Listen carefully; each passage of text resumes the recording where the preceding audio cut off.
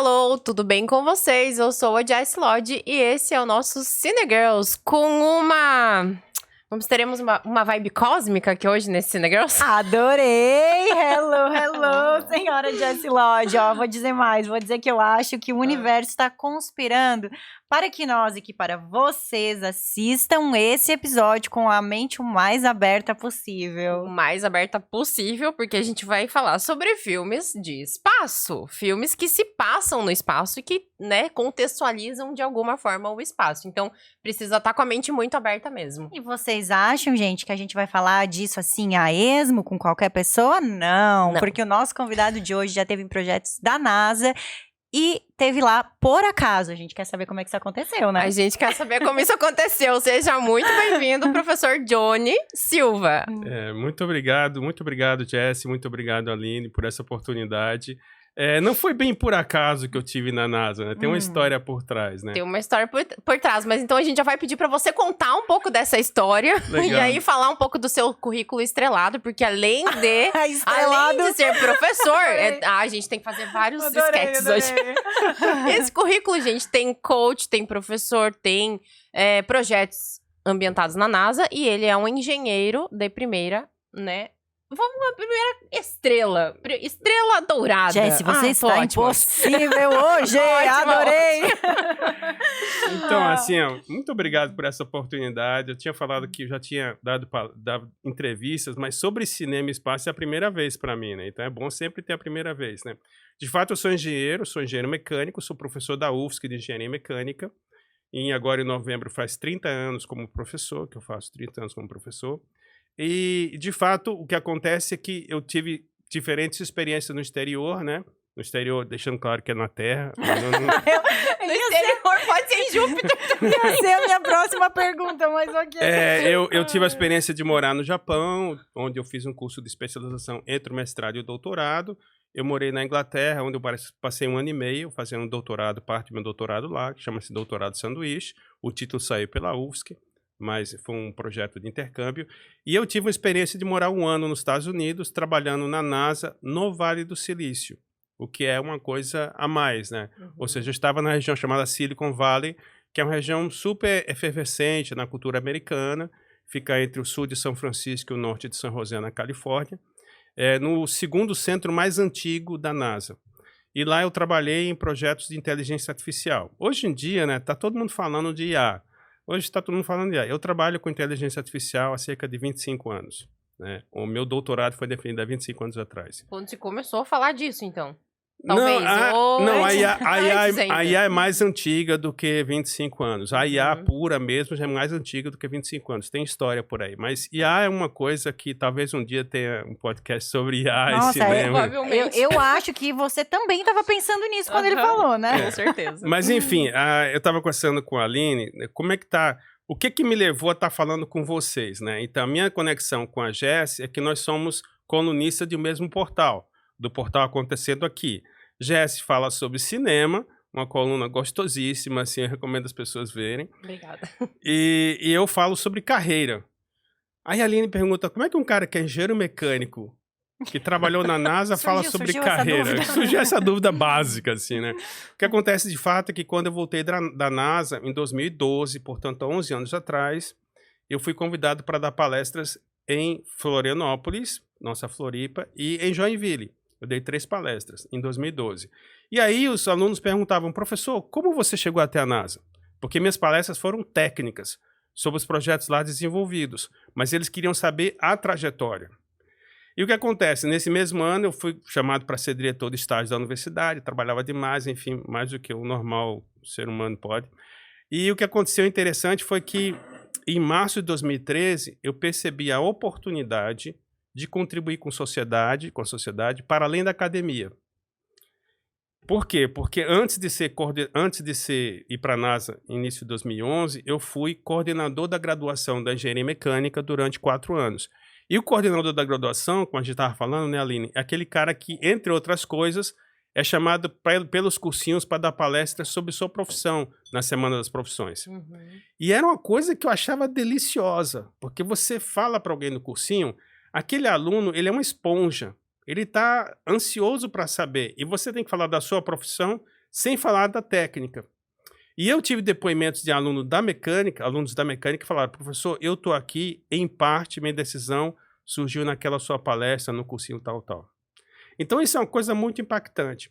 E eu percebi, em março de 2013, que eu tinha um potencial na mão, que era uma história relativamente bem sucedida de ir para a NASA, de ter publicações.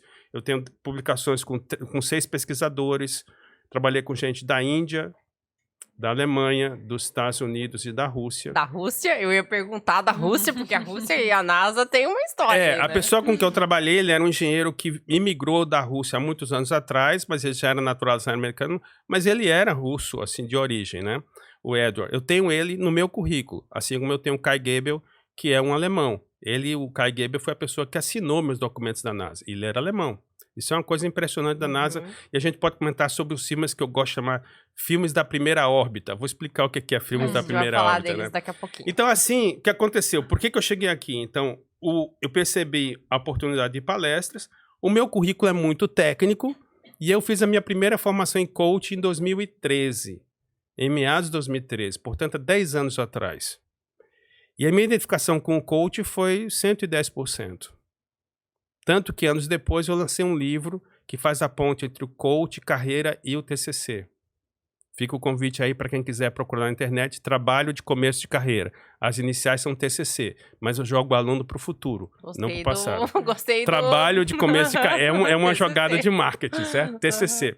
Então o que acontece? Daí, através do coach, eu fui ser colunista do portal Acontecendo Aqui desde março de 2022 e tive o prazer de conhecer a Jess e o Diego, e aí eu houve esse convite aqui. Então essa é mais ou menos uma curta história do tempo, né? Porque o cara vai ficando mais experiente, para não dizer outra coisa, então vai ficando...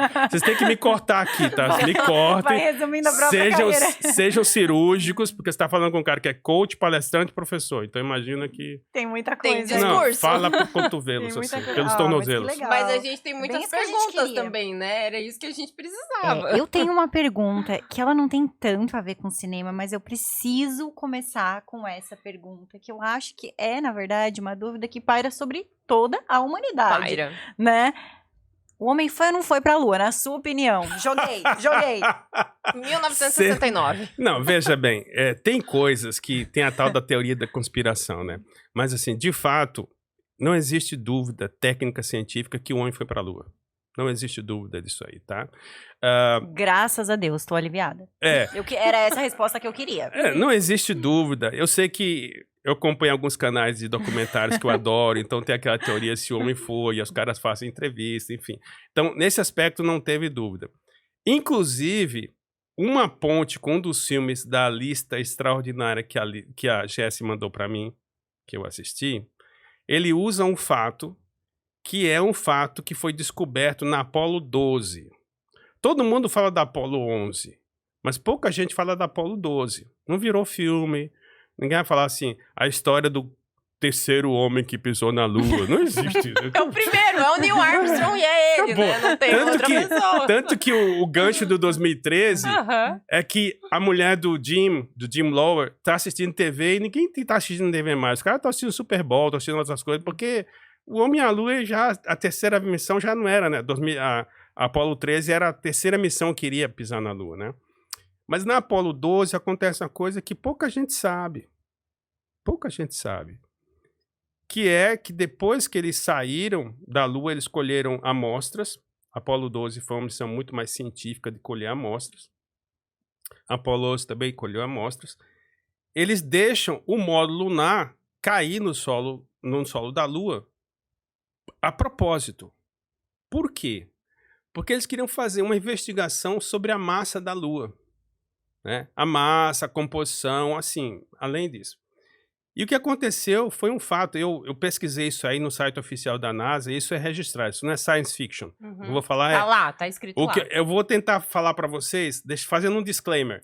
Eu não sou especialista em espaço, deixo claro isso aí, eu sou um especialista em inteligência artificial que trabalhou na NASA nesse tópico, tá? Mas então, esse é o disclaimer, tá?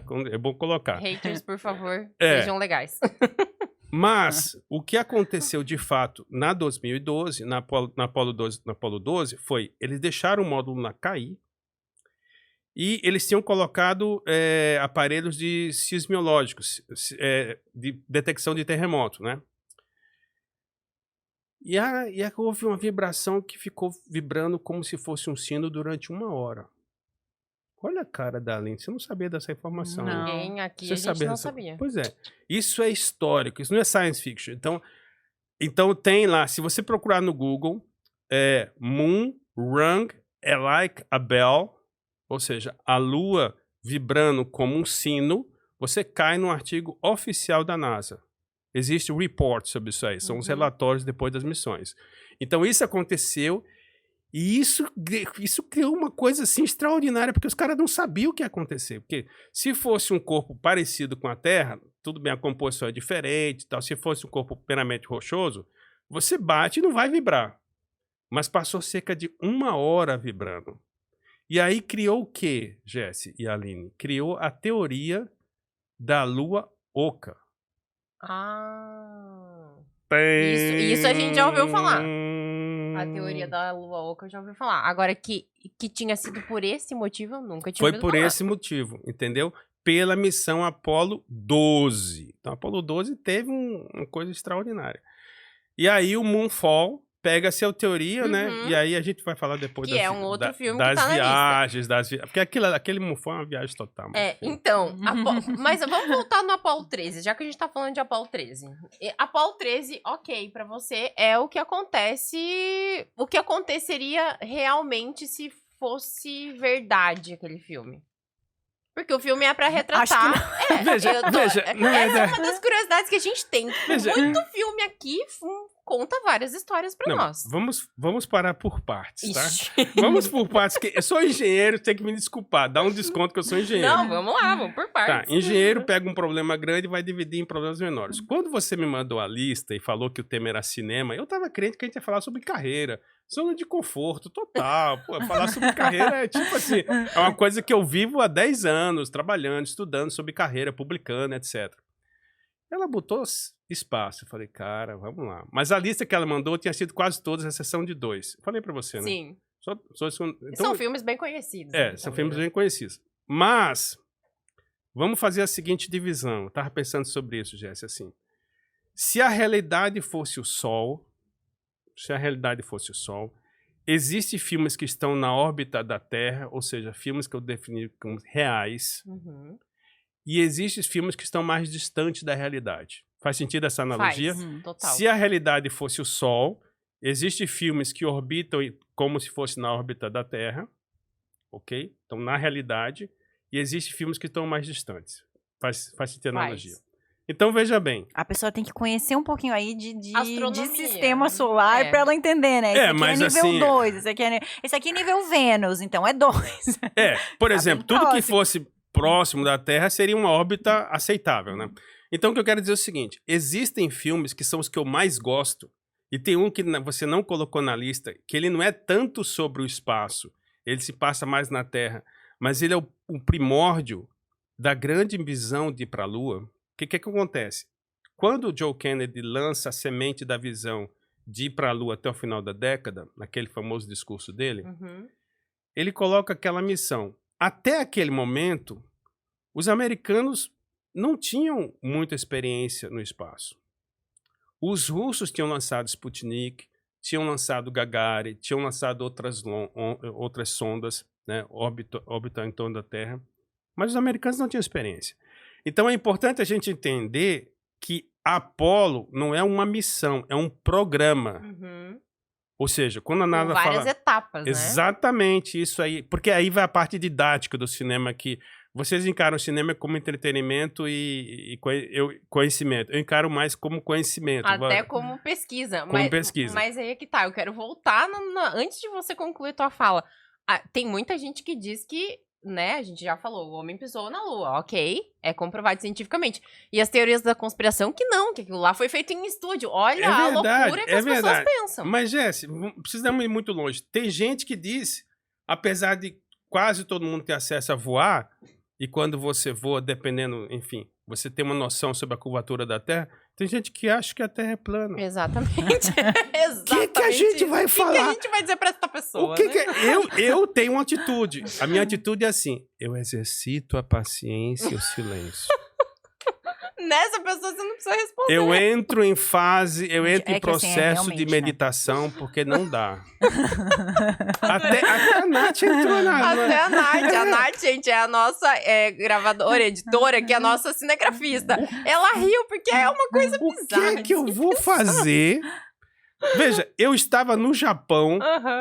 E eu sei que no Japão o fuso horário é de 12 ou 13 horas em relação ao nosso. Por que, cristão? Porque a Terra é da Terra é redonda. Exatamente. Não perfeitamente redonda, mas é redonda. E entendeu? Essa questão da órbita que você estava comentando aqui, isso tá muito falado no Moonfall, porque a história toda da Moonfall é que a órbita da Terra se deslocou, né? Exato, na órbita da Lua, de fato. A órbita da Lua, desculpa. O que acontece? Então vamos voltar aqui dos programas que eu ainda não falei, do filme que eu não falei ainda. Quando ele lança a visão para ir à Lua até o final da década, a NASA precisou criar 3 grandes programas, dentro dos quais tinham diferentes projetos ou missões. Okay? Cada lançamento era uma missão. Okay? Então, os 3 grandes programas que a NASA criou foram o programa Mercury, o programa Gemini, ou Gemini, e o programa Apollo. Ok? Um filme que eu gosto muito, que não estava na vossa lista, qual que é um filme lindíssimo, chama-se Estrelas Além do Tempo, em inglês Hidden Figures, que é um filme espetacular. Maravilhoso, a gente ama ele. Espetacular. Aqui. A gente já falou dele já várias vezes aqui. Por quê? Porque mostra a influência das mulheres negras dentro do programa que foi o Mercury. Porque John Glenn, ele foi do Mercury. Tá? Então, é um filme espetacular e tem uma fase, o filme tem pouquinho de espaço, porque o John Glenn realmente consegue voar no final assim e tal, né? Então, aquele filme, nos filmes que são reais, que eu chamo quase praticamente documentários, eu classifico, quer dizer, não, é só minha opinião, tá, pessoal? Não tenho um especialista aqui. Mas Estrelas Além do Tempo, O Primeiro Homem e Apollo 13. Eles são praticamente documentários. Praticamente documentários. Ipsis literis do que aconteceu na vida real. Assim... Claro, tem uma fantasia, mas assim, ó, né? Vocês, possível de acontecer. Vocês assistiram o Primeiro Homem, certo? Quando você assiste aquele filme, os caras entraram no detalhe do ranger da estrutura quando o Neil Armstrong está voando, né? Quando acontece o lançamento. A estrutura toda range, né? Aquilo é um negócio fantástico, assim, realmente eu vibrei com o filme. O Primeiro Homem, ele é um filme espetacular e termina de uma reflexão familiar, né? Tem 3 coisas naquele filme que eu acho muito, muito interessantes do ponto de vista educativo. Primeiro, ele mostra os acidentes que aconteceram, né? Os acidentes e incidentes. Ele mostra, por exemplo, que quando o Neil Armstrong estava fazendo um teste no módulo lunar num deserto, o módulo lá entra em pane e ele tem que ejetar segundos antes da coisa espatifar no chão. Então, isso é uma coisa que é real que aconteceu.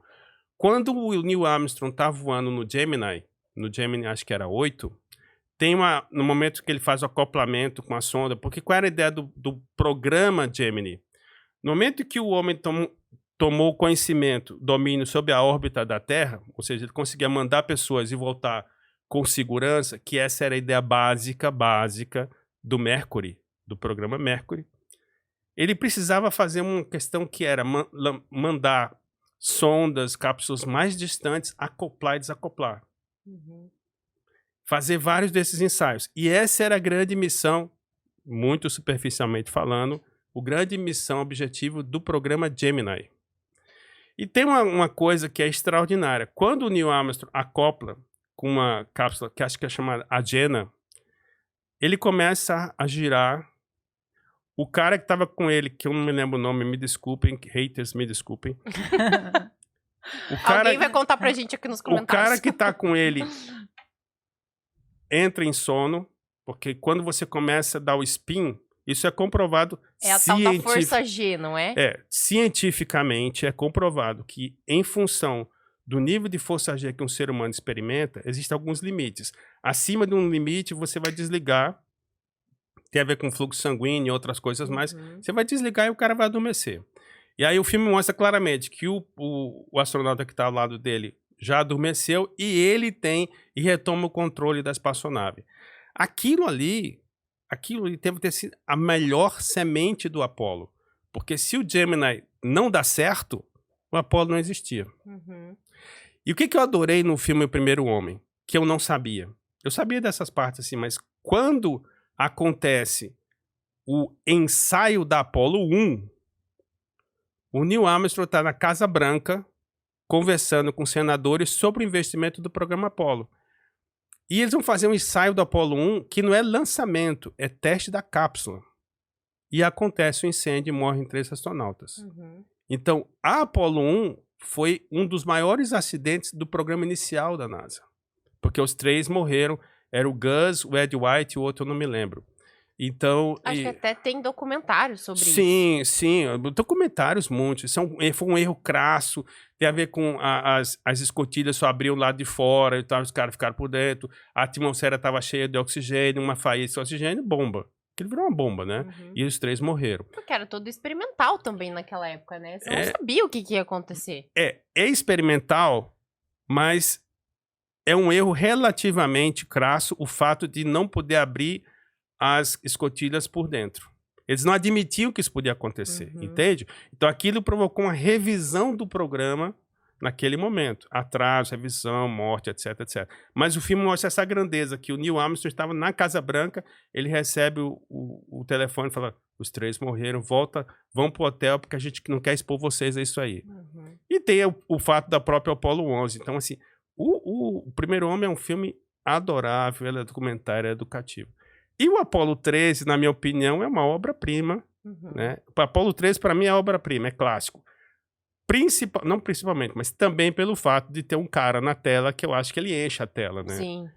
Porque o cara... Tom Hanks, o Tom Hanks, quando ele tá na tela, né, eu assisto o Capitão Phillips toda vez só pra ver aquela cena final dele cheio de sangue, entendeu? Não, sabe o que eu tô falando, Sim. né? Vocês obviamente sabem. Porque o cara é sensacional, ele enche a tela, na verdade. Então fica até meio viciante, né? Não, e é um filme da década de 90, nessa época ele tava no auge da carreira dele, né? Com outras produções também, eu acho que foi super acertado o papel. Então esses 3, eu coloco esses 3 na órbita da Terra. Então, ok? esse já me respondeu a pergunta que eu fiz. Eles são praticamente documentários. Aconteceriam. É o que aconteceu, de fato aconteceram, né? né? Mas você diz são aconteceriam, eu digo que aconteceram. Tá certo. Para que eu fui à NASA, se eu não acreditar que o homem foi à Lua, então é um pouco problemático. Tá errado isso. Mas aí eu quero ir pro sentido oposto da coisa agora, Vai. então. Vamos criar uma polêmica. Olha a viagem da Lívia. É bem isso. É uma viagem mesmo. Qual filme que tu assistiu que é de viagem no espaço, ou se passa no espaço, ou tem essas tentativas de ir pro espaço, que tu pensou, meu Deus do céu, por que que alguém fez isso? Quer resposta? Quero, claro. Ainda continuaremos amigos? Com toda certeza. Eu já sei qual que você vai falar, que a gente conversou lá embaixo. Tudo bem, a gente ama um filme igual, mesmo ele sendo improvável. Mas pode falar. Assim, com muitas desculpas. O Interestelar, eu assisti pela segunda vez. Eu sei que o coração de vocês também tá quebrado. Eu sei. A gente não queria ouvir isso, mas a gente tem que ser realista aqui. O Interestelar é assim, ó. É difícil, sabe? E olha, vamos fazer uma retrospectiva. Há 120 anos atrás, o ser humano não voava. Certo? Sim. Independente se você segue a linha franco-brasileira, única na galáxia, que acha que foi o Santos Dumont, ou você segue a linha do resto do mundo, que são os irmãos Wright. Independente disso, início do século XX, o ser humano ainda não voava. Faz sentido? Isso é história, não é ficção. O que acontece? Em 120 anos, menos de 120 anos, década de 70, a NASA mandou sondas chamado Voyagers, que foi um projeto capitaneado, de certa maneira, por Carl Sagan, Teve discos de ouro, foram filmados discos de ouro sobre, acho que o nome é Voices of the Earth, Voz da Terra.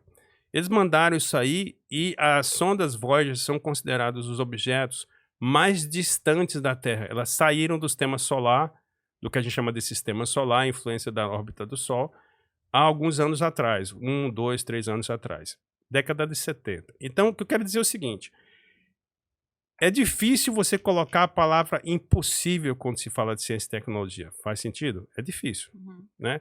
Vou contar uma coisa para vocês, espero que não seja desvio de rota. Quando eu estava nos Estados Unidos, eu vi um programa de TV que, parecido com o que vocês fazem, assim, discutir sobre ciências.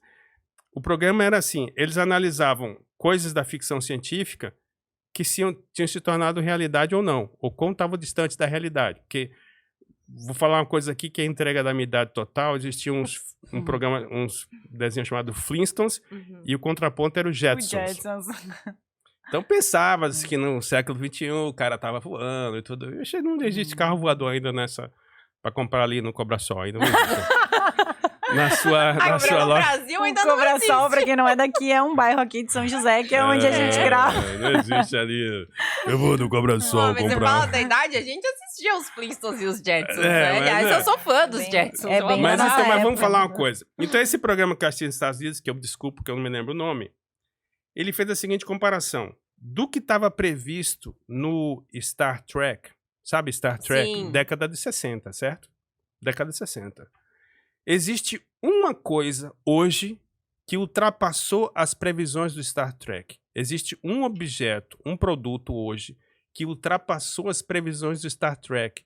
Vocês sabem que objeto é? Não. Tem a ver com espaço? Star Trek tem a ver com espaço, né? Então não estou tão fugindo do tema do nosso podcast. Não. Esse produto está em cima dessa mesa. Microfone? Não. O telefone? O celular. O nosso celular hoje, e eu estou falando de 2011, eu estava nos Estados Unidos e vi esse programa há 11 anos atrás. O celular hoje ultrapassou as previsões do dispositivo que tinha no Star Trek. Então, o que o ser humano conseguiu em termos de meios de comunicação hoje, ultrapassou até as previsões científicas, de ficção científica, né? Previsões não, ficção científica. Muito bem. Então, é difícil colocar uma barreira do impossível, tá? Mas o que se sabe hoje? O Interestelar, que eu assisti em função da lista da Jessie... E olha que você tem mais um fã, gente... O professor Johnny conversou com o Diego. O Diego é fãzaço do Nolan. E o Interestelar é um dos filmes favoritos dele. Então você vai fazer um comentário, olha só, vamos lá. Veja bem, ele parte do princípio, um conceito que é de buraco de minhoca, certo? É um conceito da física, buraco de minhoca.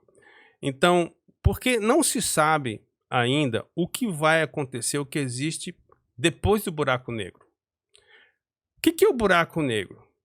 Haters, eu sou engenheiro mecânico com especialidade em A gente tá supondo aqui, vamos lá. Mas assim, a gente não tá fazendo um episódio pros lovers, a gente tá fazendo pros haters, caramba. Mas assim, ó, o buraco... O episódio vai ser sensacional. Mas assim, ó, o buraco negro, existe um conceito firmado já. Isso a física mostra. O que acontece é o seguinte. As estrelas, nosso Sol é uma estrela considerada de terceira grandeza. O Sol é uma estrela. As estrelas vão morrer. Certo? Então, assim, na nossa escala de tempo, o Sol tem uma vida infinita. Mas do ponto de vista de astronomia, o Sol e todas as estrelas têm uma vida finita. Tá? Então, o que acontece? Quando uma estrela morre, ela vai, como se fosse assim, a bateria vai descarregando, ela vai criando, a massa vai ficando muito mais densa, e a massa vai ficando muito mais densa, o seu campo gravitacional vai ficando muito maior. Antes de acontecer isso, Jessie, nós vamos já estar em outra dimensão, não se preocupe. Né? Não, tá tudo bem, a gente sabe que vai explodir. O rosto da Jessie ficou meio... Mas isso que acontece é verdade. Então, assim, a estrela vai morrer um dia. Quando a estrela morre, ela fica muito densa, e esse aumento de campo gravitacional atrai os objetos para ela, inclusive a luz. Daí vem o conceito de buraco negro. Então, a ideia do buraco de minhoca é que, supostamente, tem alguns físicos teóricos nessa linha, se você conseguisse atingir um buraco de minhoca, você conseguiria ir para uma outra dimensão ou atravessar distâncias espaciais numa velocidade, desculpa aí, maior ou igual à velocidade da luz. O interestelar é uma viagem nesse sentido. Então ele parte do princípio que o cara vai colocar uma espaçonave em Saturno e descobrir um buraco negro em Saturno, porque a espaçonave está em Saturno. A coisa lá no interestelar não está em Júpiter, mas está em Saturno. Ou seja, é sistema solar. Quer dizer, do ponto de vista físico, astronômico, Saturno é o nosso quintal. Entende? Do ponto de vista... Aliás, fazer uma pergunta assim... Saturno é o quintal da Terra. Do ponto de vista... Do ponto de vista... Quando eu falo astronômico, eu falo galáxia. Certo? Galáxia. Então, Saturno está muito próximo a nós. Então, a ideia de ter um buraco negro em Saturno, ele influencia muita coisa a ponto de dar um salto de dimensão, mas ele não atrai Saturno, ele não atrai Júpiter, não atrai ninguém. Já começa por aí o furo, então. Sorry, entendeu? É difícil de entender isso. E o mais estranho... Desculpa aí, Diego. Desculpa aí, Christopher Nolan, quem dirigiu esse filme. E o mais estranho é o cara ir e voltar. Ele vai e volta, né? E... Meu Deus, tem isso, tem é verdade. Isso, ele vai e volta e fica com a mesma idade que ele tinha, mas as outras pessoas aqui, aí tem um negócio do espaço-tempo. A história da idade é outra história, mas assim, ele vai e volta, ou seja, a ideia de você conseguir pegar uma grande massa que tem ali orgânico e não orgânico, espaçonave é não orgânico, ser humano orgânico, vai, atravessa, tudo bem, beleza, eu tô pegando aqui uma carona no buraco negro, vai e volta, vai e visita 3, 4 planetas e volta, e beleza, aí tem aquela final de que ele entra ele vira o ghost da filha dele e tal, né? Cara, eu sou engenheiro, assim, o engenheiro fica vendo aquele negócio assim, tipo...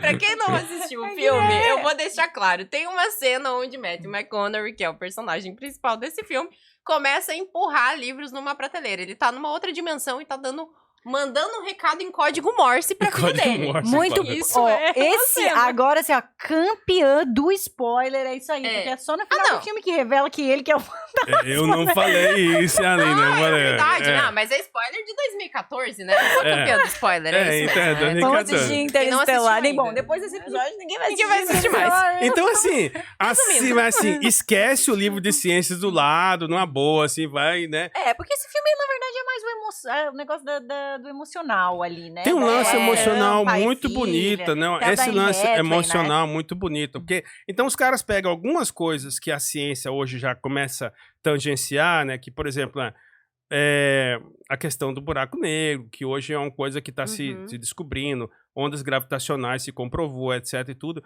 Mas aí existe uma extrapolação hiperbólica, entendeu? Gigante, entendeu? Então, assim, eu não gosto nunca de... Quer dizer, a palavra impossível é difícil você cravar assim, impossível. Daqui a 250 mil anos vão estar assistindo esse podcast. Aconteceu, aqueles caras lá de 2023 são idiotas. Mas tudo bem, entendeu? Então, se eu fosse, voltando à analogia da órbita, se eu fosse colocar Interestelar, eu colocava além de Plutão. Interestelar é o filme mais absurdo, então, que a gente tem nessa lista. Nessa lista, pra mim, eu colocava além de Plutão. Aliás, meu Deus. Nós, senhores espectadores, se vocês pegarem os livros de astronomia do século XX, ensinava-se que a Terra, o Sistema Solar tinha quantos planetas? Você sabe disso? 13? Não. 9. Certo? No século XX, ensinava-se que o Sistema Solar tinha 9 planetas. Hoje, se você for pegar os livros de astronomia, ensina-se que o Sistema Solar tem quantos planetas? 8. 8. Não vendo, Aline? Como você é? Nossa, então agora, eu fugi da escola nesse dia. Vocês não lembram? Agora eles foi rebaixado. Plutão. Foi rebaixado. Agora, aí tem um conceito científico que é importante. O que aconteceu com Plutão? A resposta é nada.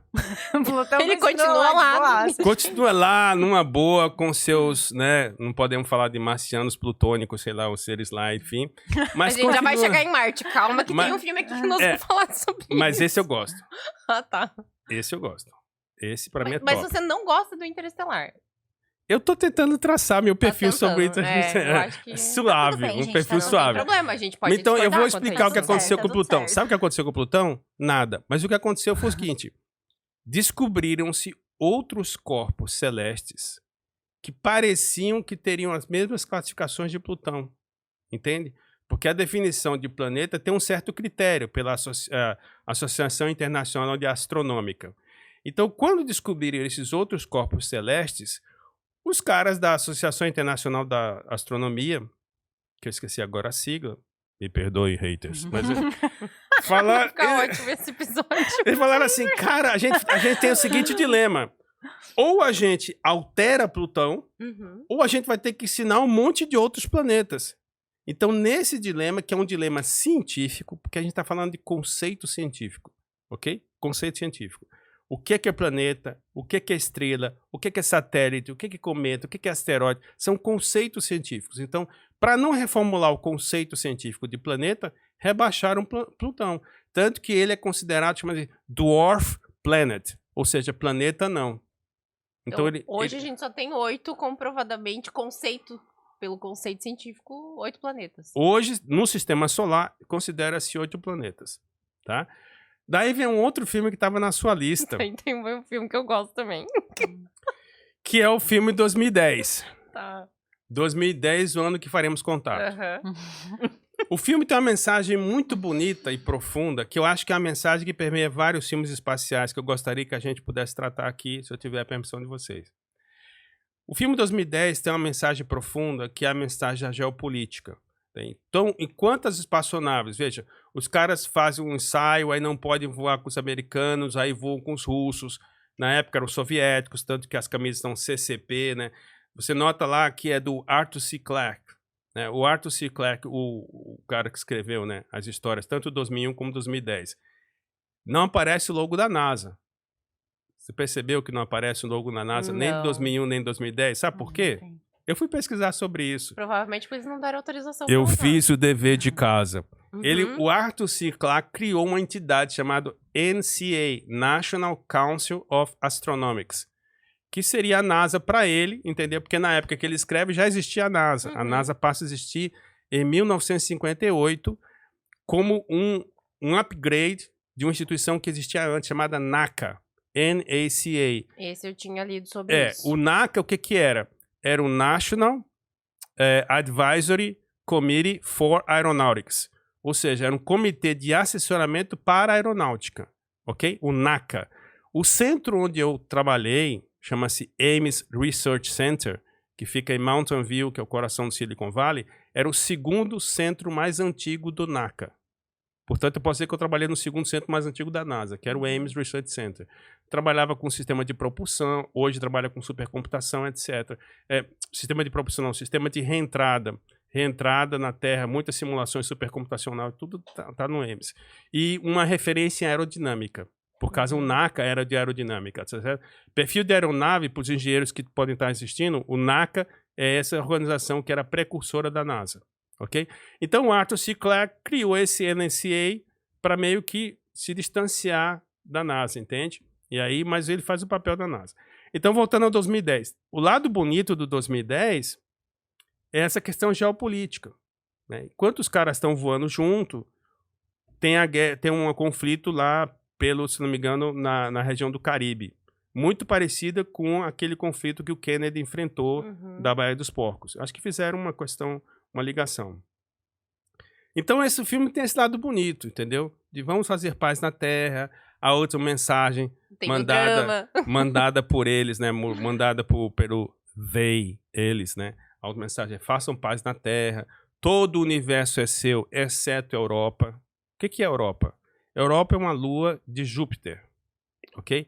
Essa lua de Júpiter é considerada no Sistema Solar um dos lugares mais propícios, que estão distantes ainda do Sol, relativamente distantes, que pode, talvez, um dia suportar a vida. Essa lua chamada Europa. Então, eles vão à Europa. Agora... Em Júpiter? Existe uma lua em Júpiter chamada Europa. Gente. Lua... Pode ser possível de ter que a gente vida. sempre fala tanto, né? De Marte. Marte eu acho que fica mais próximo. Marte é muito mais próximo do que Júpiter, tá? Muito mais, né? Porque você tem Marte, Aí tem uma região, que é uma região muito longa, que é chamada Cinturão dos Asteroides, que tem uma teoria que ali talvez fosse um outro planeta. A gente vai falar daqui a pouco dos asteroides também. Mas o que acontece? Nós vamos falar muito Mas no final do Interestelar... A cara que ele fez quando a Jess falou dos asteroides. Foi ótimo. Ó, você voltou no Interestelar, eu vou ter que fazer uma pergunta. Mas, não, desculpa, eu falei... A mensagem final do ano 2010, que é assim, Júpiter explode, se torna um Sol... Aquilo ali é impossível de acontecer. Mais uma coisa que é impossível. Ai, gente. Porque assim, planeta é planeta, Sol é Sol. Estrela é estrela, certo? Estrela são coisas diferentes do sistema solar.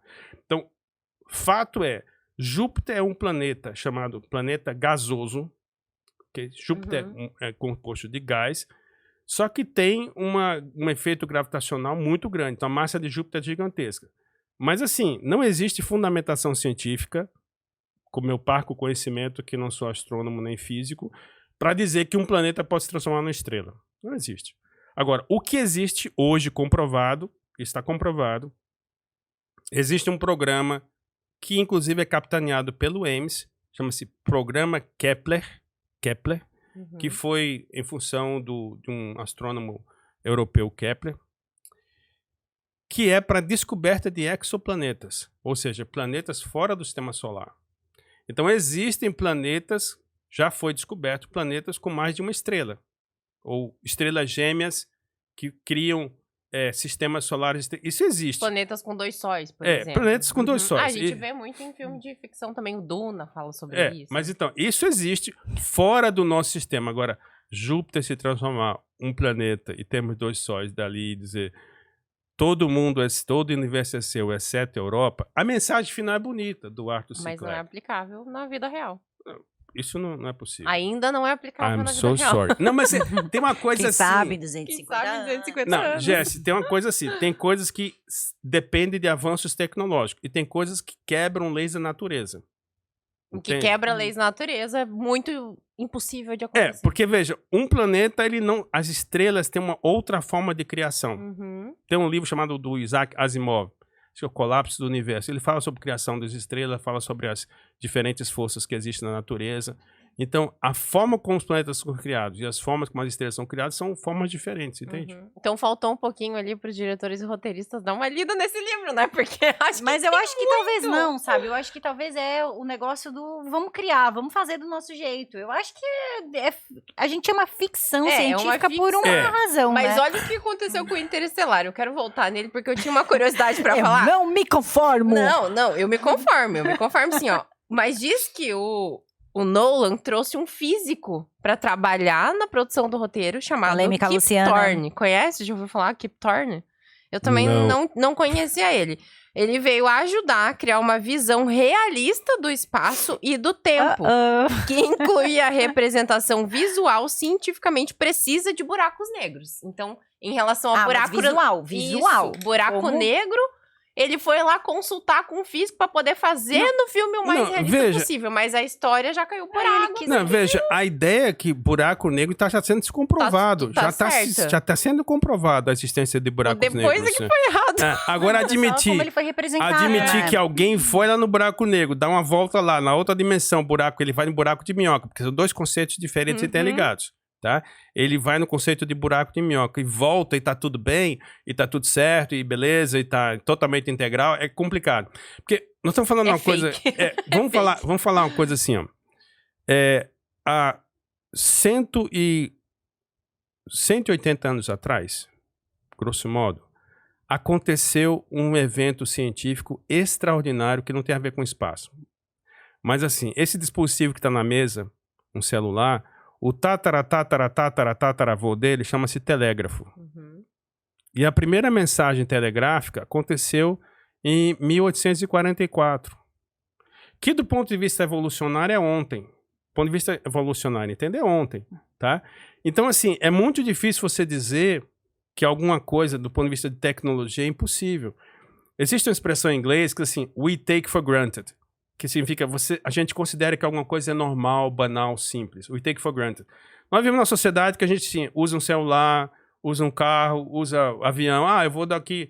em 24 horas você vai até pro lado oposto da Terra. Até o Japão. Até o Japão, porque a viagem daqui pro Japão é uma viagem, grosso modo, 24 horas, tá? Você viaja 12 horas até LA ou 11 horas, depois você cruza o Pacífico em 10, 11 horas. Então, 24 horas você está no Japão, que é o oposto do Brasil, em vários sentidos. Mas vamos falar assim.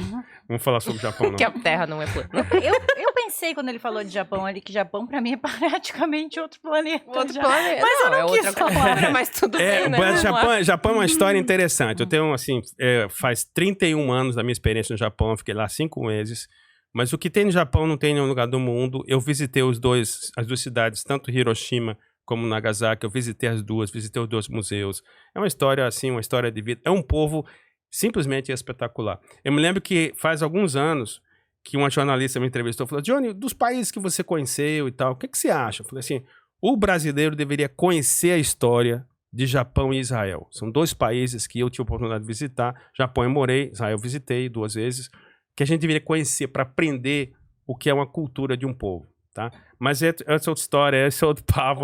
E como esse episódio tá muito legal, a gente vai fazer ele em 2 partes. Então, na próxima semana, você vai continuar conferindo aqui a parte 2 desse episódio sobre filmes do espaço.